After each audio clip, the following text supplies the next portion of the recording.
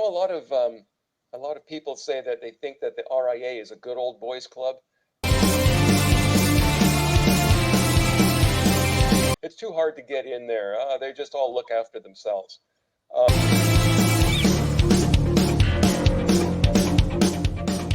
I am so excited to be bringing on Ken Larsen.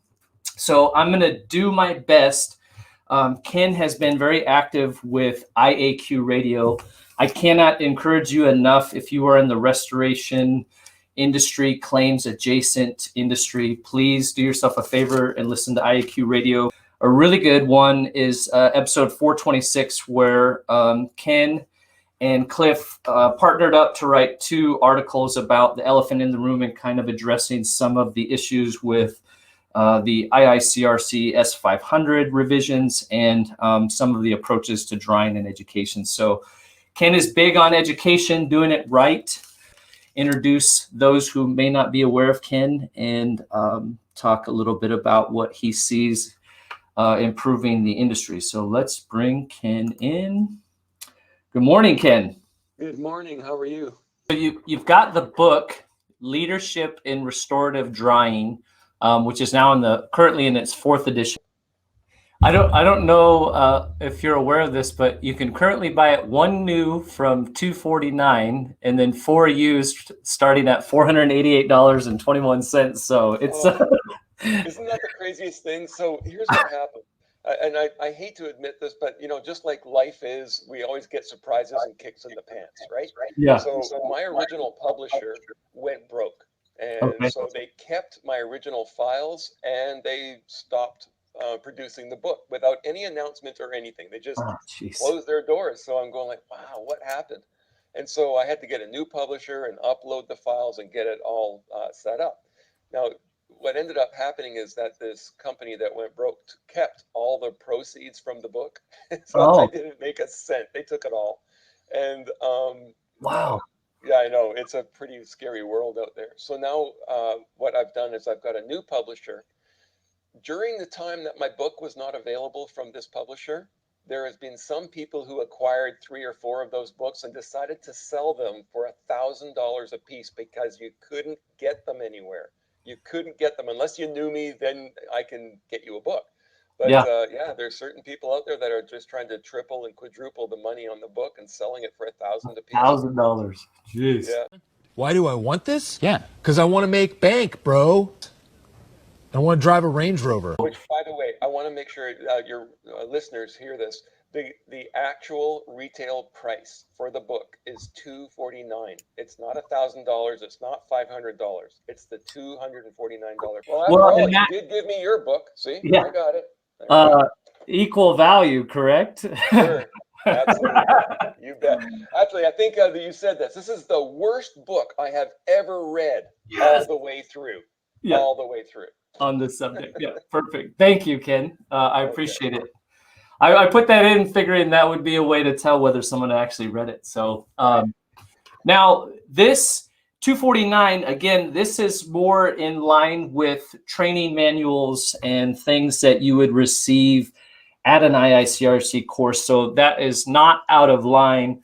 You didn't write a book per se in the sense of, you know, hey, this is something fun to read. I mean, this is a prescriptive educational reference piece that can really help someone build something from the ground up, correct?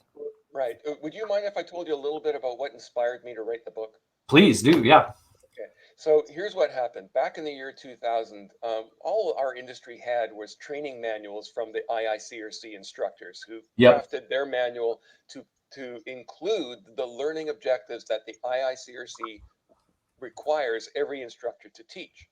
The problem is that the IICRC 20 years ago had way more learning objectives than they do today that really do not comply with scientific principles. And it annoyed the heck out of me. It took me to the point where I wondered how much of what I have been taught should I actually believe? And so I started to research from sources outside of our industry. There are a lot of industries that dry things. You have the wood drying industry, grain and fruit drying, paper drying, textile drying, drying of fabrics and wool. You think about all these different industries that dry things. Well, they have done extensive studies on what it takes for drying materials and making water change phase from a liquid to a gas. So what is involved with, what does our tools actually do? And so we had all these ideas from instructors in the IICRC that they were saying, look, the reason why you install an air mover is to sweep away that boundary layer of humidity adjacent to the damp materials. So I started researching subjects like that and learned that that idea does not exist. It is pure fallacy. It's an IICRC-ism, and there isn't a source on the planet that says that happens, that's what is at the surface of a material that you're drying. This layer of humidity, microscopic layer, that's 100% relative humidity right at the surface of the material, that is a roadblock preventing water molecules from evaporating into that saturated atmosphere. It just doesn't exist. Yeah. And so, I started thinking, well, shoot, if that doesn't exist, what else doesn't exist? And that's what inspired the book. And if you read in the book, I've identified all of those weak learning objectives. I try to avoid saying wrong. It's just a little bit, rough, but make no mistake, it's wrong. Wrong, sir. Wrong. It's just flat out wrong. And so I exposed them all. And so you can see what the learning objective is in the IICRC. And then there's a footnote saying that this is a compromise in accuracy. And then I explain what the real accuracy is in the book. And so I'm of the opinion that accurate information is empowering, and it also makes you competent if you exercise proper fundamental strategies to make the water evaporate and change phase from a liquid to a gas. So anyways, that's kind of what inspired me, and it just became a work of passion, and it just got larger and larger and larger, and I'm pretty much I got an empty brain now. I don't have anything else to share. That's everything I got.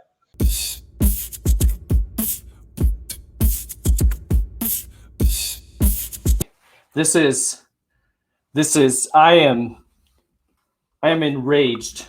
I am enraged. Somebody has come on the DYOJO podcast and sullied our good name with our tens of followers.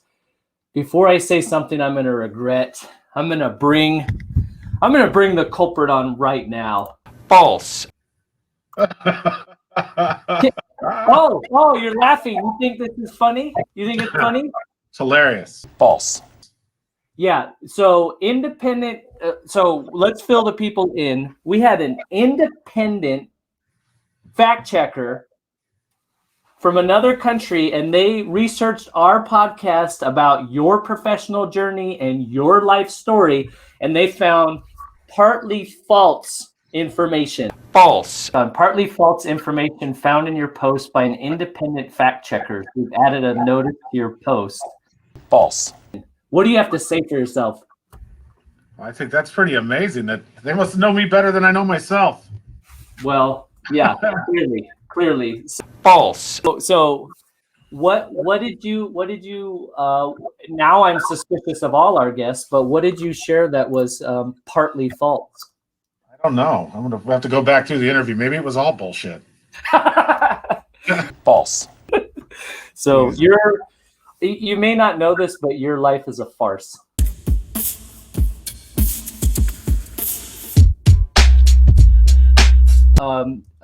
Talk to me about, you're a big believer in RIA, the Restoration Industry Association. Their latest kind of push has been, as far as the theme was unity, right? I can't remember the terminology. Yes, fragmented no more. Fragmented no more. Right. Why do you believe, you've been involved, you've seen the different evolutions of groups and whatnot, why do you believe that RIA is one of the most beneficial things that a restorer can be a part of, and that you're still actively involved in RIA, correct? Right, and so I really appreciate the question. Thanks for asking it, John. So I am quite a loyalist to the RIA. I've been with them for 30 years now. I've hit almost every convention, and I have received so much value from that organization. It's hard to put into words. Wow, going to RIA and sitting with these people that you've read their articles because they Yeah. write, many of them do. Many of them have some of the largest organizations in the world, let alone the nation. So there you have the CEO sitting at your dinner table, and we're talking about the industry. Where can you get that? I mean, Yeah. this is where all the heavyweights are. I don't know how to put this, but I'm kind of a big deal. People know me. And that's why I particularly like that organization, because I want to learn from people with some really solid experiences. That's where I go, is where all the these legends, these living legends appear. I know a lot of people say that they think that the RIA is a good old boys club, and I've been hearing that all my life. Oh, the Yeah. RIA is just a good old boys club. You don't really, it's too hard to get in there. They just all look after themselves. There's a part of me that I'm starting to wrap my arms around and embrace that idea. I like the idea of being in a good old boys club where I'm sitting with the industry's finest and we're sharing notes. That has got value, as Yeah. opposed to somebody who's been in business for 3 years like I just did. How are we going to learn from each other? Yeah. Well, I don't know. I had that problem last week. I still don't know what to do with it. I want to talk to the 40-year veteran who's going to guide the process and the thinking about how you navigate that experience. Do or do not. There is no try.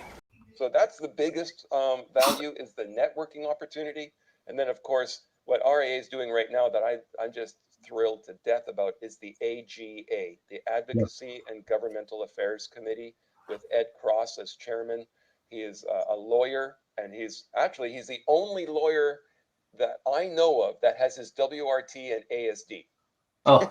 So he's got his credentials, and he is a bulldog fighting for the restorer. All right, Yeah. and or the policy holder. He's just really very effective, and they're starting to lobby for change, and they're talking to people like Xactimate. Let's get on the same page with how we're supposed to use this. How's it? What do you think we should do, Xactimate, when we got this situation? And so we're getting answers. We're finding solutions, and we're sharing it with our membership. Yeah. Membership has its benefits, right? Yep. Yep. So as a good old boy, you appreciate the good old boys club, is what you're saying? Well, so listen, that's a controversial statement, and that's not an official position. But in my head, Yeah. I like it. I'm not uncomfortable with the idea that I'm hanging with the good old boys, because these are the gurus. So June in Kissimmee is the next RIA. One thing some of the younger groups have done is maybe a better job of building a sense of community. Whether that's propelling people forward or not always is definitely up for discussion. But for those guys coming into the industry, if they pay their way to Florida, you feel like the open invitation, people should just approach and introduce themselves and see where it goes from there. You think a lot of those living legends that you talked about will be open to how do we bridge that? Honestly, like, how do we bridge that? We get the young guys and gals in the industry with the people that have the wealth of knowledge. Do you guys know how to get out? Help! Hello? Oh, help! Right. So this year is a particularly special year. It's Yeah. my understanding that this year is the 75th anniversary of the RIA. And with that in mind, there are VIPs that have been personally invited to attend this event. People, I know you've had Claude Blackburn on the show. Yep. There's an industry guru. He's the founder of Dry's product. He's one of the first people to really start doing drying, on location drying, because before that, people would take the carpets to their warehouse and dry it in their warehouse. Yep. So I mean, he's very instrumental, and you wouldn't believe some of the stories he's got. Cliff Zlotnick is likely to be there. Pete Consigli will certainly be there. I don't know who else. I've got to think about all these other heavyweights, but this is an event where they're going to be available to meet, shake hands, and talk to them about their thoughts and and their opinions of what's happening in our industry today. There's so much to learn from these guys. And they're so approachable. They're such nice people. Yeah. Well, and I think that's what you and I have talked about. That was maybe way back, I think, on LinkedIn. You know, there's if you are new to the industry and you're posting, hey, this is what I'm learning, I think people will be a lot more kinder, I suppose. But if you're promoting something where you're doing something wrong, you know, it is very funny. People want to post on social media and then have no repercussions, right? You know, so if you put it out there, expect that. And do you believe it is important? I mean, we should police ourselves in that sense, right? If somebody is promoting something obstinately that is wrong, you know, it should be called out, whether that should be private or, I guess if you post it public, it should be public, right? So, oh man, this subject is dear to my heart, because I have a really hard time, you know, not chiming in when I see something that is just reckless, right? Blatantly, Okay, and, you know, somebody said, Ken, you need to shut up. You shut your mouth when you're talking to me. Okay, you don't need to do that. And so I said, oh man, I know, but it's so wrong. And they say, look, you have the right to remain silent. You just don't have the capability, Ken. Anyways, I am trying to, you know, scale back on being such a critic of other people's images and just remain silent. But boy, somebody really needs to, you know, tell these people that those kinds of images gives our entire industry, even the good guys, a black eye. We all lose credibility when one person brags about their substandard workmanship. And you go like, man, I just wish you would be like, I wish I had a delete button to take it off the internet so that nobody sees this person that's still very young in his learning process.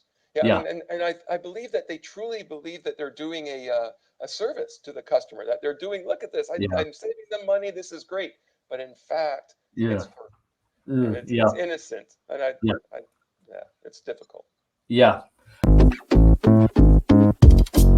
You may be asking, how can we support the DYOJO podcast? Well, you can like our page on LinkedIn. You can like our page on Facebook. You can like us on Instagram, the DYOJO, THE, that's how you spell the, DYOJO.com.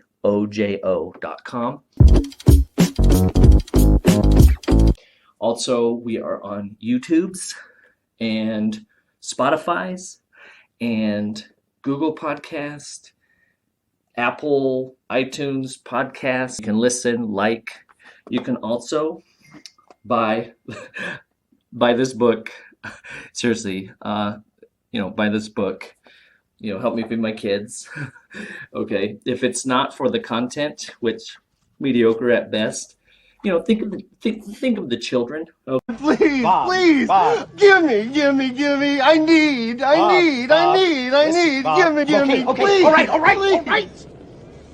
Okay, and this Be Intentional Estimating, the DYOJOpodcast.com/book1, because there is a book 2 coming in early 2021, Be Intentional Culture, which is actually myself and, again, more talented people than myself helping contribute to how small things can either enhance or undermine your efforts to build a strong culture.